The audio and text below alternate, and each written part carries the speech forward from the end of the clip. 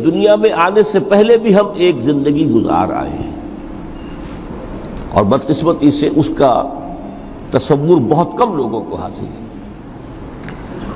اور عہد حاضر کے جو ریشنلسٹ قسم کے عقلیت زدہ میں کہتا ہوں انہیں، یا عقلیت گزیدہ، عقلیت سے ڈسے ہوئے لوگ، وہ ان چیزوں سے اباع کرتے، دور بھاگتے۔ ہماری پہلی تخلیق ہوئی تھی عالم ارواح میں، الارواح جنود مجندہ، لشکروں کے لشکر تھے۔ آدم سے لے کر آخری انسان جو دنیا میں پیدا ہوگا قیامت تک، سب کی ارواح عالم ارواح میں پیدا کر دی گئی۔ وہاں عہد لیا گیا، الست بربکم قالوا بلا، کیا میں تمہارا رب نہیں ہوں، مالک نہیں ہوں؟ ہم سب نے عہد کیا تھا، کیوں نہیں؟ شہید نا، ہم گواہ۔ یہ عہد الست۔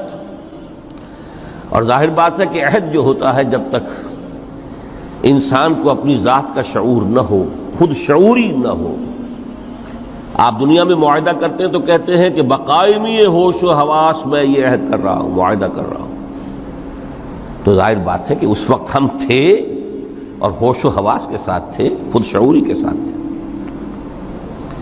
لیکن صرف ارواح تھی، جسد نہیں تھے۔ اور یہی ہے وہ مقام جس کے بارے میں حضور نے سے جب پوچھا گیا کہ متى وجبت لک النبوۃ یا رسول اللہ، اللہ کے رسول آپ کو نبوت کب ملی؟ تو آپ نے فرمایا والآدم بین الماء والطین، ابھی آدم کا حیولہ جو ہے ابھی گارا گوندھ ہی رہا تھا، پانی اور گارے کے درمیان ہی تھے آدم، کہ میں اس وقت بھی نبی تھا۔ عالم خلق کا ابھی آغاز نہیں ہوا، ابھی عالم ارواح میں بھی جو تمام ارواح ہیں وہ اپنی امتیازی شان کے ساتھ ہیں۔ روح محمدی صلی اللہ علیہ وسلم، جس سے اگر نور محمدی کہیں تو غلط نہیں ہے، اس لیے کہ ارواح کا جو مادہ تخلیق ہے وہ نور ہے، جیسے فرشتوں کا مادہ تخلیق نور ہے۔ مسلم شریف میں حضرت عائشہ صدیقہ رضی اللہ تعالی عنہ سے روایت موجود ہے، اللہ نے فرشتوں کو نور سے پیدا کیا۔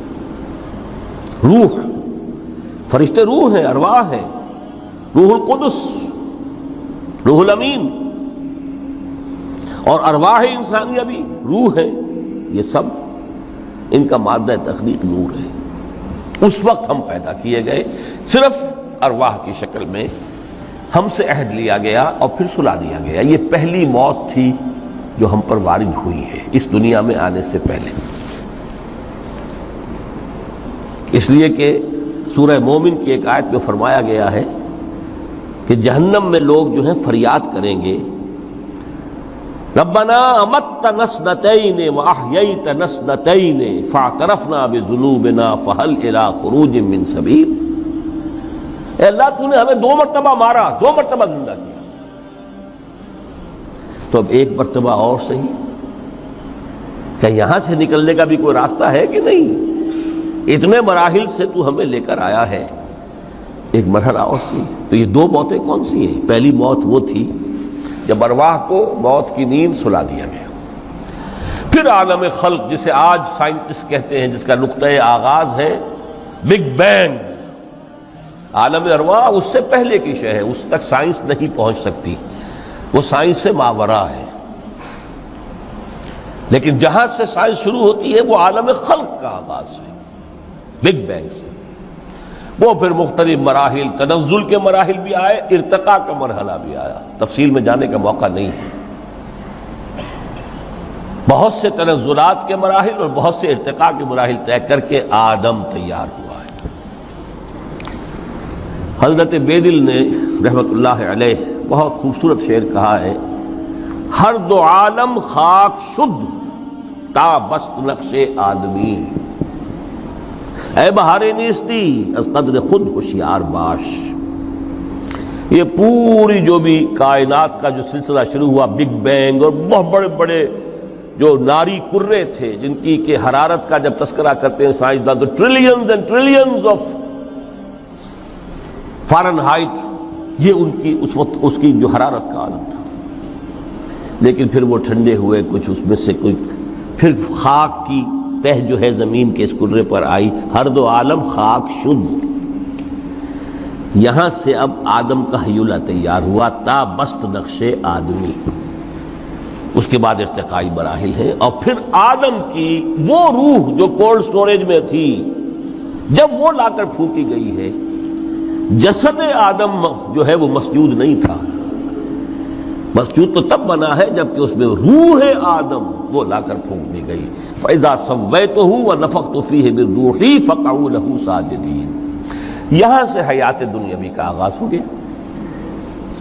پھر وہ سلسلہ تناسل ہے، آدم اور حوا کی نسل میں سے ہر بچہ 4 ماہ کے بعد جب اس کا ایک حیولہ رحم مادر میں تیار ہو جاتا ہے، حدیث ہے متفق علیہ عبداللہ ابن مسعود سے رضی اللہ تعالی عنہ، اور جس کے اندر آغاز میں وہ کہتے ہیں کہ حضور نے ہمیں یہ بتایا وَهُوَ الصادق المصدوق، دیکھنا تم کہیں شک میں نہ پڑ جانا، محمد کون ہے؟ الصادق المصدوق، جو سچے ہیں، جن کی سچائی کی اللہ گواہی دیتا ہے، کہ رحم مادر میں 40 دن تم نطفے کی شکل میں ہوتے ہو، پھر 40 دن علقہ کی شکل میں ہوتے ہو، پھر 40 دن تو مضغہ کی شکل میں ہوتے ہو، پھر اللہ تعالیٰ فرشتے کو بھیجتا ہے جو اس میں روح پھونکتا ہے۔ وہی عمل جو آدم کے جسد حیولہ کے ساتھ ہوا تھا، ہر ابن آدم اور بنت آدم کے لیے وہی عمل ہے کہ جو رحم مادر میں 4 مہینے کے بعد دہرایا جاتا ہے۔ یہاں سے حیات دنیاوی شروع ہوئی، پھر موت، یہ دوسری موت ہے۔ اب پہلی موت تو وہ تھی، لیکن دوسری موت یہاں سیپریشن ہو جائے گی۔ جو زمین سے آیا تھا تخلیقی مادہ، وہ جسم میں گیا، جسم زمین میں گیا، گل سڑ کر ختم ہوا۔ جو وہاں سے روح آئی تھی وہ اس زمینی وجود کا جو لب لباب ہے، جان، نفس، اس کو لے کر اپنے ساتھ، اور وہ جائے گی عالم بالا کو۔ پھر یہ ایک وقفہ ہے، پھر بعث بعد الموت ہے۔ تو احیاء بھی 2 ہو گئے، ایک مرتبہ پہلی موت کے بعد زندہ کیا اس عالم میں، آنکھ کھلی اس عالم میں ہماری، یہ پہلا احیاء تھا۔ کیف تکفرون باللہ وکنتم امواتا فاحیاکم ثم یمیتکم ثم یحییکم ثم الیہ ترجعون۔ دوسرا احیاء وہ ہوگا قیامت کے دن، بعث بعد الموت، اور پھر اس کے بعد وہ زندگی ابدی زندگی ہے، ہمیشہ کی۔ یہ تصور سامنے رکھیے۔ تو یہ جو تھوڑا سا وقفہ، یہ تو زندگی بہت طویل ہے۔